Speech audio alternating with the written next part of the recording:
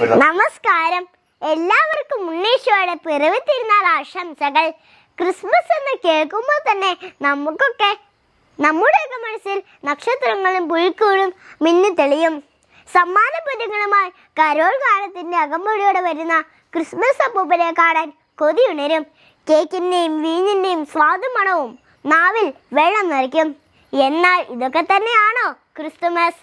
ദൈവം മനുഷ്യന്റെ രൂപത്തിൽ അവന്റെ കൈവീഴ് തുമ്മിനരികിൽ അവനെ പോലെ തന്നെ ജനിച്ചു വീണ ആ വിശുദ്ധ ദിനത്തിന്റെ ഓർമ്മയിൽ ഈ 2000 വർഷങ്ങൾക്ക് ഇപ്പുറവും നമ്മൾ ക്രിസ്തുമസ് കൊണ്ടാടുന്നു. കാലിത്തൊഴുത്തിലും അവൻ സമ്പന്നനായിരുന്നു. സ്നേഹത്തിന് കീറ ഉടുപ്പിലും അവൻ സന്തോഷവാനായിരുന്നു. മഞ്ഞിലും തണുപ്പിലും അവൻ്റെ ഉള്ളം ആനന്ദപൂർണമായിരുന്നു. കാരണം ഈ ഇല്ലായ്മകളിലും പോരായ്മകളിലുമുള്ള കുരിശ് മഹത്വത്തിന്റെ രാജാധികാരം നിറഞ്ഞ സ്വർഗവാതിലേക്കുള്ള ചെറു ദൂരമാണെന്ന് ജോസഫിന്റെയും മേരിയുടെയും കുഞ്ഞുണ്ണിക്കറിയാമായിരുന്നു.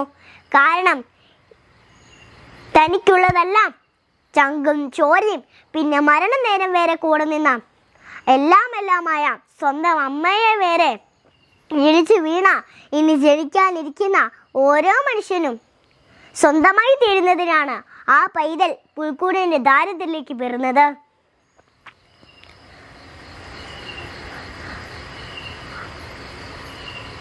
അവൻ പിറന്നപ്പോൾ അന്ധകാരം ഇല്ലാതാക്കി നക്ഷത്രങ്ങൾ മിന്നിത്തെളിഞ്ഞു. അവൻ മരിച്ചപ്പോൾ ഉണ്ടായിരുന്ന പകൽ വെളിച്ചം പോലും ഇല്ലാതായി. ഇതാണ് ക്രിസ്മസ്. നന്ദി, നമസ്കാരം. Happy Christmas.